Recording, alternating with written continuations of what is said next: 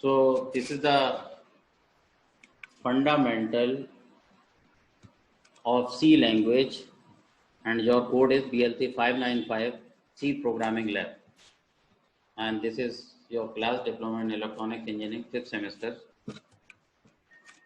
So what is the general aspects of the C programming?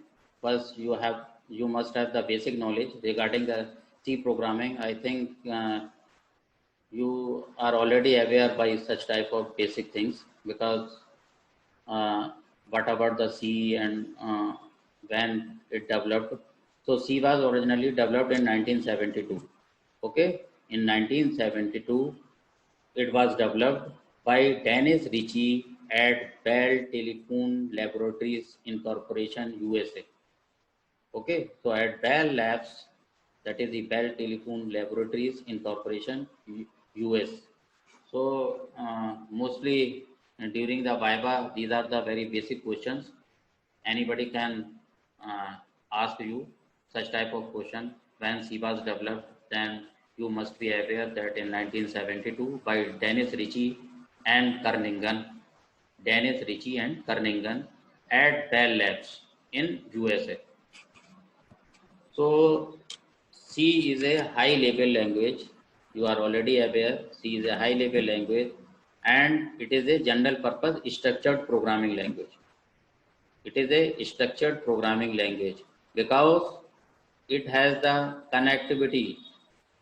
Whenever you are going to write the program, then each function has connectivity with other one. So this is called the structured programming language. Okay, instruction of C consists of terms that are very closely same to algebraic expression. So whenever we are going to write the program, it is nothing but to write like the expressions, and it consists of a number of English keywords like if, else, for, do, while, like that. So we can say that this is the grammar of the C programming. So as a grammar, we use if, else, for, do, while, like that. So there are several words which we are going to use, that is ultimately called as the keywords. Okay. So C contains certain additional features. This allows C to be used for system programming as well as for application programming. So we can write a number of application programs using C as well as the system program. Whenever we are going to write a any number of big softwares, that is just we are going to develop the operating systems, also the compilers, assemblers, then mostly we use the C programming language. So, and also we are going to develop various application program, then we mostly use the C programming language. So there is a wide use of the C programming. C language consists of some character set. So it has some character sets, numbers, and some special symbols. The special symbols are also used. That is called the character set.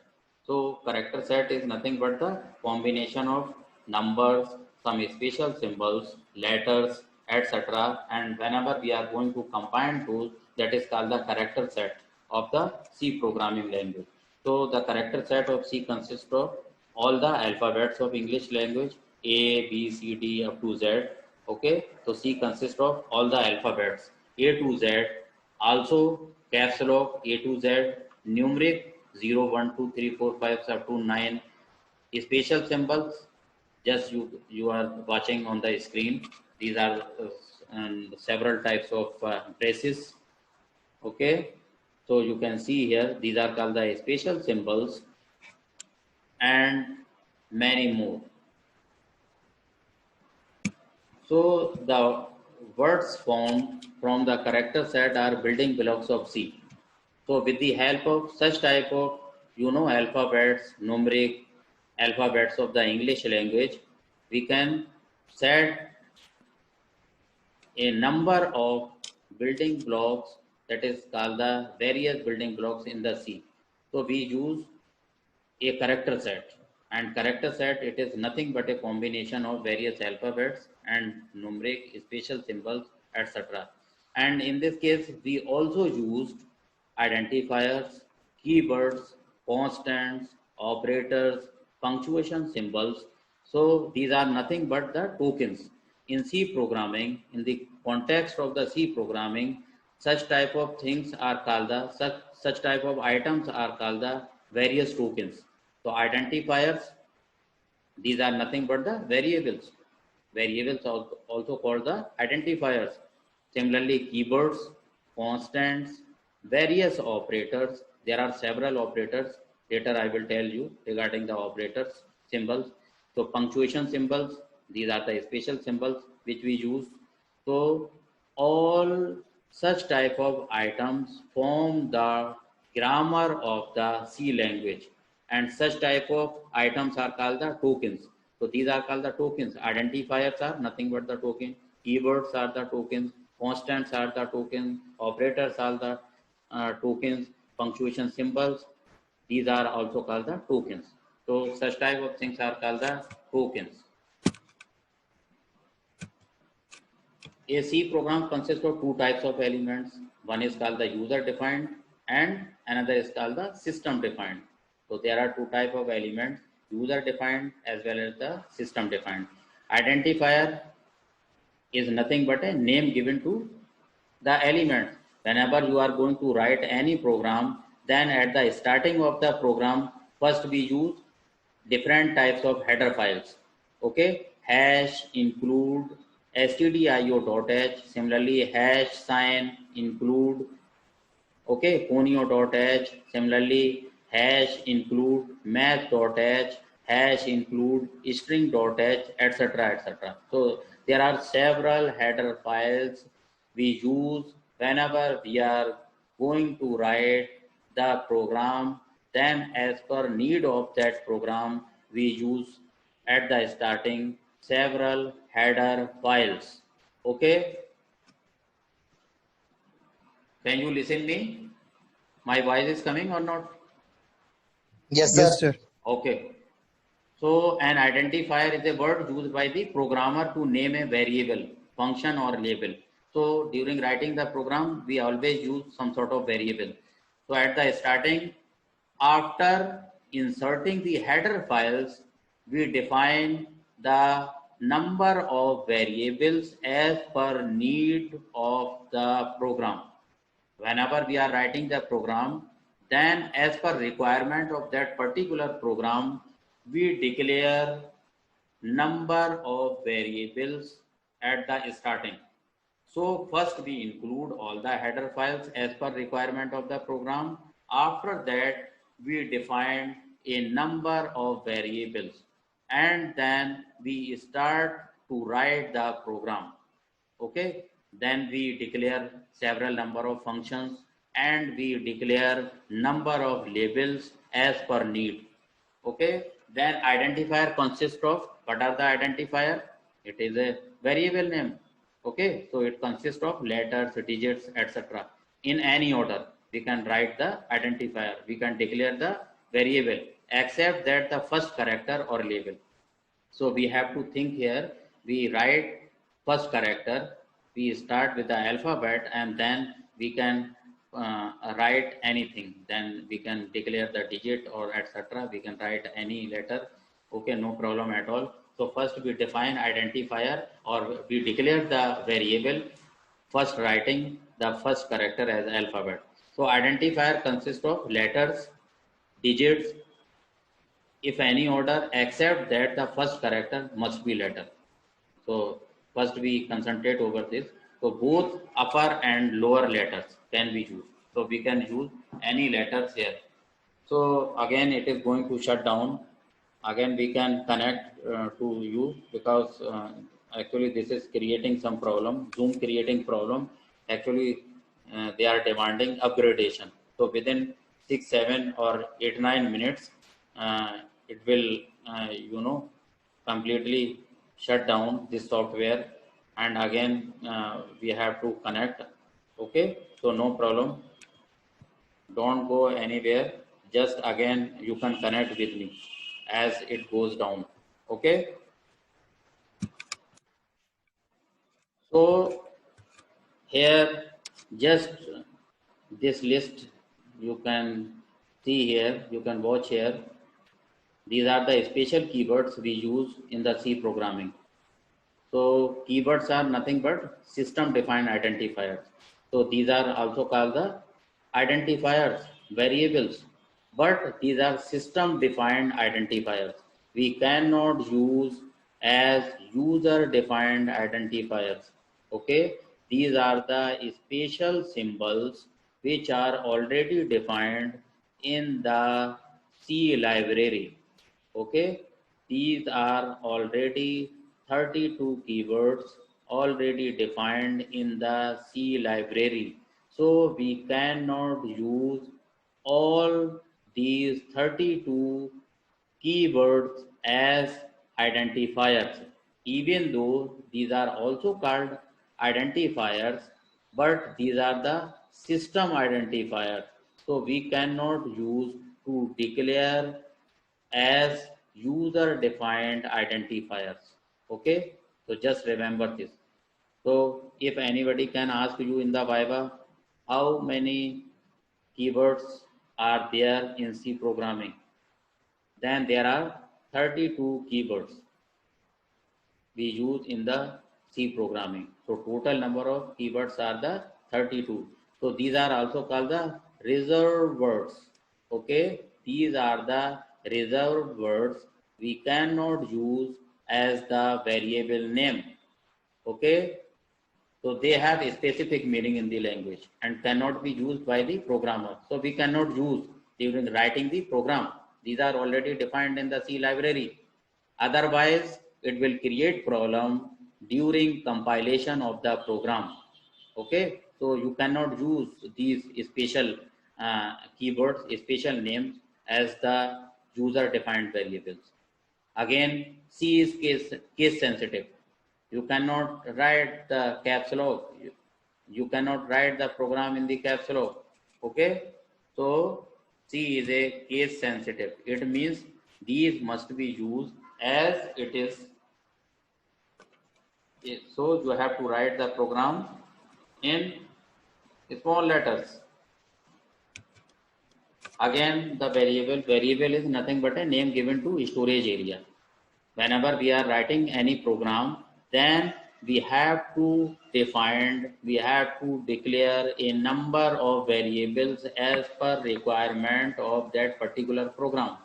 Okay, then variables are nothing but the storage area. Just you are providing the storage area so that you can save any item there. You are declaring the number of variables. It means you are providing the storage area to the particular items. So this is called the variable. You can say temporary variable. Okay, so temporary variable, this is nothing but a storage area. Here you can store the number of items into the variable. So this is also called the identifier. The name of a variable can be composed of letters we have already defined, like the identifier. This is also the similar things. Variable can be composed of letters, digits and underscore character. So it must begin with either a letter or underscore. Upper and lowercase letters are distinct. So you have to keep in mind that C programming is a case sensitive. Okay. So now there are types of, here you can see, now whenever you are going to declare the basic variable, then what would be the type of that variable? Okay, then it may be character, it may be int, that is the integer, it may be float, so that you can write the value in the form of decimal. So it may be character, it may be integer, it may be float, it may be double, it may be white. Okay, double means you are providing more precision to your value. Okay, here is less precision, here is more precision, and storage area here is more. Similarly, this is a void. This is again a type of the data. This is called the data types, different data types. So data type may be character, integer, float, double, void. There is again after double there is a long double. You can also use the long double to enhance the precision value. So this is character. So character can store 1 byte information. Okay, this can store if you are going to define your variable as data type character, then it can your variable can store only 1 byte information, that is single octet. 1 byte means 8 bits only. So if the length of your defined data is 8 bits, then it is okay to declare as character. Similarly, integer, if the data type is integer, then what would be the length of this integer type? Anybody else in the class? Any idea? Any idea regarding the integer type data? Up to how much it can store? Because in case of character, it is 1 byte. Then what is the size of integer? Any idea? Anybody else? Do you have any idea or not? Please tell me. So it can store 4 up to bytes. yes. Speak. 4 bytes. No. Character 1 byte, integer 2 byte. Okay. Float.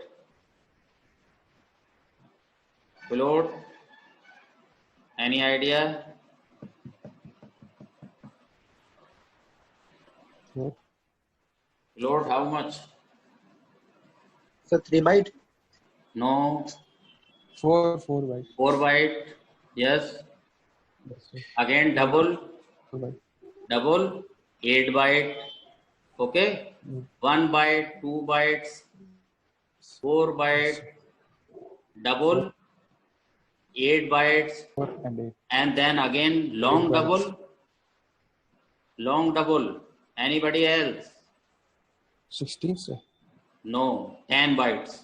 Okay, remember, mostly in the Viva, anybody can ask you such type question. What is the memory requirement? What is the storage area for character? 1 byte. For integer, 2 byte. Float, it reserves 4 byte. If we are declaring float, then we are writing a variable. Then your variable can store up to 4 bytes, means a string of 32 bits long. So up to 30 bits long we can store in data type float. Similarly, if our data type is double, then 8 bytes. Okay, 8 bytes, 1 byte is equal to 8 bits. Then 8 byte means how many bits? 64. 64. Yes. So 64 bits means 64 bits.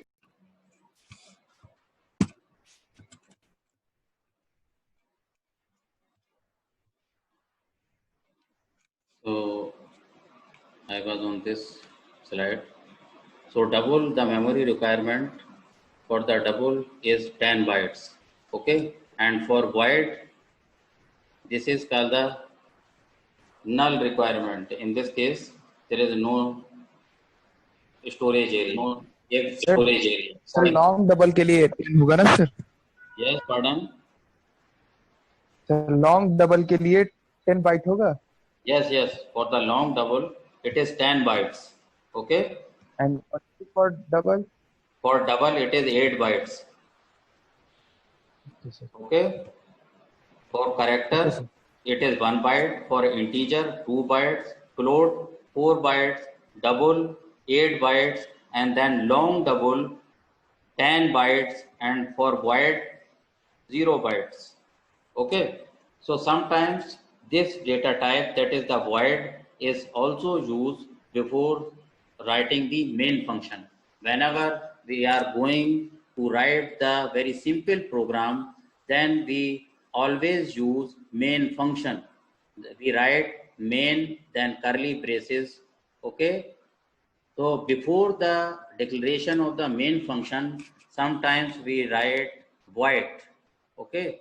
So void, it means it is a null valued, we can say it is a null valued data type. It returns nothing. It returns nothing. There is no any storage. Okay. Represent the absence of type. So there is no any type. But it is a defined keyword. Void is also a keyword and also a data type we use for return nothing. Okay. It returns no value. So again, this is a data type. So void, it comes under the category of the data type, and also it is a keyword. It is among the 32 items. So now just we are going to define the constant. A constant is a value you are already aware. We can use as the identifier. During writing the identifier, we can declare a constant value. So for example, we can write 1, 2, 3, any also in decimal form. So this is called the constant value. So as mentioned, an identifier also can be defined as a constant. If we are going to assign such type of value, here just you are defining const double pi, that is the pi. Here we are writing it is a constant one 3.14. So how we can declare this value during writing our program? Okay, const double pi, and we can assign this 3.14. So if we will assign this value, then during the running of program, this variable will assign this value 3.14. So we can do any type of calculation. If during writing any formula we are using pi as pi, then after execution of the program, this value will be assigned to this, to pi. So in the whole program, this may change by the 3.14, and ultimately the calculation in the CPU will be done and we can get the result on the behalf of this. So here pi is a constant. We can say it is a constant value 3.14. So how we can declare like this. Okay. Integer constant, how we can declare the integer constant, and integer constant is a numeric constant. We are just providing any value. So it may be a decimal, octal, hexadecimal. We can assign any value to this. So integer may be any constant. So it may be a numeric constant. Okay. And we can also provide this base 10 value, base 8, base 16. So it may be a decimal constant, octal constant, or hexadecimal constant. So these are the types of integer constants. Similarly, floating point constant. A floating point constant is a numeric constant that has either fractional form or an exponent form. So the value may be in the form of fractional or exponent. And we can write like this 2.0. Also, we can write in this form 0.0000234 or minus 0.22 e to the power minus 5. So it can take any value And how we can declare this value in the form of float. So we will write float float, float, then variable name, then we can assign any value directly or indirectly. Okay, we can declare above that variable, then it is called the globally defined, and it may alter during the program. Whenever we will do the compilation, then it may assign the value from that particular where we are going to define above the variables. That is called the global variables. Similarly, pi we can define as the global variable, and during writing the program we can use pi as pi in the formula, and ultimately at the end it will get changed. So character constant, string constant, so there are several type of constants value. It may be a floating, it may be integer, it may be floating, it may be character constant or a string constant. So these are the types of constants, and we can define it as. So these are the called the escape sequences whenever we are writing the program. So and we want to provide some uh, special value, and we want to write our program on the next line. So slash n is called the new line character. So we can use the slash, or here just there are several sequences given, and we can use as slash b backspace, slash f form fields, slash n new line, slash r return, and mostly we do not use, we use only slash n as new line.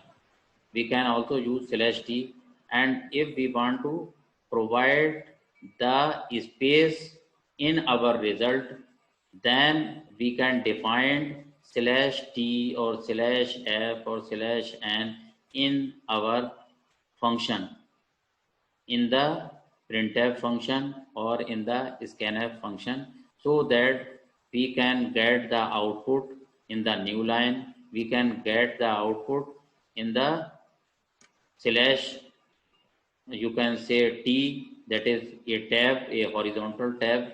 We can get the result at a particular distance, and similarly slash b. So we can adjust or we can manage our input and output as we can write during writing our program slash b slash f slash n. So we can use such type of sequences during writing the several functions like scanf or printf. Just we are going only to manage input and output, or the space before that. So there are several operators in C programming. C programming has a wide range of operators to perform various operations like arithmetic operators. You are already aware, plus, minus, star, double star for the exponent. Similarly, increment and decrement operators, we can use plus plus. Okay, before or after the operator, we can use plus sign before the operator or after the operator symbol. So increment and decrement operators we can use before or after. Assignment operators, we are going to assign any value to the variable, then we can use the assignment operator. Relational operator, you are already aware by the relation. Okay, and logical operators, you have idea about the logical operators, and or like that, not. So logical operators. Similarly, conditional operators you can use if you have several conditions in the program, then you can use the conditional operators, if else like that. Bitwise operator, you can here use bitwise. There are several operators. Later we can explain such type of operators. Is similarly special operators. So first we emphasize over the arithmetic operators and increment and decrement operators. As per need of our program, we can use during writing our program such type of operator, so that we can gain more knowledge whenever we will write our program, and then we can discuss accordingly. So these are the arithmetic operators: plus, minus, star, slash, and this is the remainder sign. So percentage sign is used for the remainder one, and division for modulo. We can say this is the division sign. So this division sign we can use as the modulo sign, and percentage sign is used for the remainder. So these are called the arithmetic operators. So these are the combinations of several arithmetic operators, and we can use during writing as per requirement of our program. We can use for the addition plus sign, similarly subtraction minus and star, and divide, and for the remainder we can use the percentage sign. Increment and decrement we use plus plus or minus minus. Plus plus increment by 1, okay, it increases the value of the counter by 1. Similarly minus minus, it decreases the counter value by 1. Okay, so these two operators are used, and these are called the unary operators, plus plus or minus minus. Now for example, you can see int a is equal to 10, b is equal to 100. So plus plus a is equal to 11. Just you are writing plus plus a, then its value increased by 1, so and it became 11. Similarly minus minus b means just you are decreasing by 1, so minus minus b, it is equal to 99. Assignment operator you can see here plus. Similarly you can write plus equal, minus equal, star equal, slash equal, and similarly percentage equal. So first is the equal sign, simple, a equal to b, and it remains equal to b, same. And how we can elaborate the below operators like plus equal. So we can write here a is equal to a plus b. So another way to write this, a plus equal b, we can write in both ways. If we are using this operator, so we can write this or like this, value will come same. Okay, so this is the way, this is the manner to write using this operator plus equal. So the value of the expression will remain same. So this is the way to write, this is the fashion to write this expression in this form. Similarly minus equal, similarly star equal. So these are the ways to elaborate such type of expression. So you can write this. Why we are going to write in this fashion? Just our target must be to save the memory. So here we are going to reduce the number of, here you can see just we are reducing the number of variables here, a equal to a slash b, but here a slash equal b. Now you can count number of tokens 1 2 3 4 5, 1 2 3 4. So here the number of tokens are 4. So memory allocation would be reduced here. Okay, so our target is to reduce the memory allocation, memory requirement. Now see relational operators. Just only 2 or 3 slides left, so just concentrate. Relational operators you are already aware. Here we can decide whether it is a true or false. If the value is 1, then it is true, otherwise it is false. So operator is equal. If we are using this is equal to this, then we use 2 equal sign here. Okay, why is this 2 equal sign, meaning of operator equal to? So here just we are considering example 5 equal to 3, no, return 0 means false. So this condition is false. Okay, we cannot write 5 equal to 3. It will return 0 means false. Here this is the greater symbol. So 5 is greater than 3. Yes, it is true. So it returns 1. Okay, so these are called the relational operator: equal, greater, less than or smaller, not equal to, greater equal to, less equal to. So we can use any condition So these are called the different operators. Okay, and this is the set of relational operators. So this is last one. Now there is a need arise to write one program. Okay, you have to write first program and run it on your desktop or laptop, or you can take the help of engaging the laptop or desktop from other one if you have in your relation or with your colleague, then you can use his laptop or desktop for writing the program. So just write the program and then use the Microsoft Word file and then write program number 1. Okay, write the heading program number 1, and after that write the object and then write complete program, and after that you have to write 3 sets of input and their corresponding output on the Microsoft Word file, and then you have to submit or attach that file on the Google Classroom.